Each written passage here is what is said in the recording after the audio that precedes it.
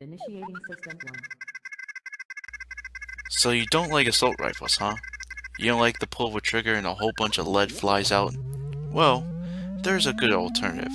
How about the battle rifles? The battle rifles, they're semi-auto. The only reason you'll be squeezing the trigger is only to have one bullet. This one has good recoil, and plus, hey, what the hell not? It's German. Today, we are going to be reviewing the G3 battle rifle. Before it was the G3, it was known as the STG-45 and was made in Nazi Germany in 1945. It was made by Mauser and a very small production line was made of it before the war ended. It was supposed to be a replacement for the STG-44 due to cost. But the employees of SEPNI went down to France to modify the weapon and made it into an assault rifle that the French could like. But the offer was turned down due to the financial problems of the French, so they went down to SEPNI, a company in Spain that makes weapons, and they made it into the Model 58. Eventually, the development was sold to H&K, or Heckler & Koch, and made it into the G3 rifle. It was officially adopted in the Western German Army in 1959, and was soon sold to several countries, making their own licenses of the weapon, and the weapon has been used in over 40 countries. The G3 was eventually replaced by the G36 assault rifle up into the 80s and 90s. The G3 has moderate damage. You will need 3 shots to kill and 4 at a distance, and 2 in the head and 3 at a distance when it comes to headshots. Your range, however, is going to be the same as all the other assault rifles, at 38 to 50 meters. Penetration ability is average, on par with most of the assault rifles. Rate of fire, however, is impressive, due to it being a semi-auto rifle. Your rate of fire is an outstanding 1200 rounds per minute, and with double tap equipped, it is increased even further, at 1621 rounds per minute. Your hipfire, however, is a little bit larger than average, which means you could be having a little bit more trouble up at a point blank range. But this is not recommended due to it being a semi-auto rifle. You can only fire as much as your trigger allows. With your recoil, however, is the lowest between the two battle rifles, which means you'll be able to kill people at further distances without a problem. Your aim time, however, is going to be standard at 250 milliseconds. Your switch times, however, are sluggish, at 600 milliseconds down and 850 milliseconds going up. Your movement speed, however, is around average for all the other assault rifles, at 95% of the base speed. Your magazine supply, however, is going to be low. With the magazines, it is going to be starting at 20 rounds, and with your starting supply, you get 40 in reserve, and the 20 that you have in your gun, totaling up to 60.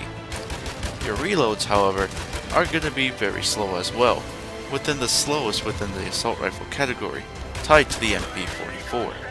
It will be at 2.75 seconds. Our build with this class is going to be based on an aggressive one, good at medium range, and we're going to be adding speed, endurance, and explosives. Unusual for that of a battle rifle, but it's to go to objectives and spawn points and just kill and control all that we see.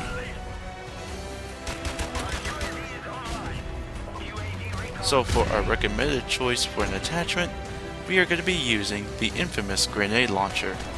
The grenade launcher would bring back bad memories for some people, especially if they were playing Modern Warfare 2. But with a grenade launcher, what it does, it equips a grenade launcher to the bottom of your rifle, and you'll have 2 rounds in order to be sufficient. But with those 2 rounds, you can use them for people that are in cover, making a charge for an objective, or trying to change an objective, or when they're in a group. Cars and barrels can also be a good effective as well. But there is a cost in order to use it. You have to sacrifice perk 1 in order to use this attachment. But if you don't like that, then the silencer is pretty good as well, especially for its limited penalty. Assuming that you don't choose the grenade launcher, we are going to head down to perk 1. For perk 1, if you're choosing explosives, we are going to be using the Claymore times 2 perk. For the Claymore times 2 perk, it is good when it comes to using objectives, hiding spots, or behind walls or random locations. Simply just place a trap behind them, and you'll easily get a free kill or two depending on the circumstance. But that emanating laser can be a little bit of a dead giveaway, so you're going to have to be a little bit more careful when it comes to your pickings. But if you don't like the Claymore times 2 perk, then the Special Grenade times 3 perk can be a good idea for clearing out rooms and areas of objectives. Use them to disorient them, and use your weapon to easily finish them off.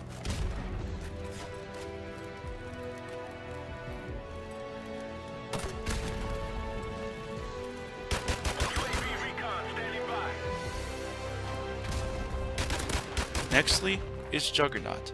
Juggernaut, what it does is increasing your health by a little bit, so you can take about one more shot before dying out. But if you're going to cover, or if you're going against another person, this perk can save your life twice over. It can even give you a small amount of health, and you can either beat your opponent, or you'll be alive while being shot at. But if you don't mind the power, then the stopping power is no doubt a good choice, with it getting a longer range and a possible 2-hit kill depending on the circumstances. Lastly, when it comes to speed, no other perk is better than Extreme Conditioning. What it does is it doubles your endurance, and with double the endurance, you'll be able to get to the spawn point much faster against your enemies, and it's also good when it comes to objectives. You can easily be the first person there, unlike the others who don't. But it's also good on taking the longer routes as usual, but with the longer routes, you won't get killed, and people won't even be able to escape from your fury. With the double the sprint, it can also recover you when you're out of cover and trying to get into another piece of cover or into an objective where open areas are at, like snipers and that. This, along with Juggernaut, can easily save your life. But if you're okay with pistols, then Supply should also be your good choice, the M9 or the USP-45 being a good choice when it comes to it. But if you prefer power, then the M1911 or the Desert Eagle can be a good choice too.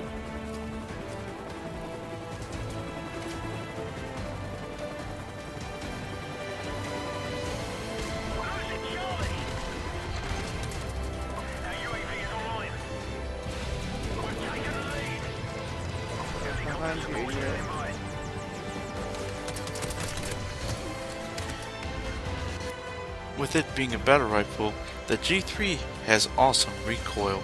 The M14 doesn't have that when it comes to it, but it also has its fast rate of fire, unlike the other weapons. But it is pretty good when it comes to a medium to semi-long range, and with its moderate damage, you'll be able to kill people within 3 to 4 shots and not to waste the entire magazine.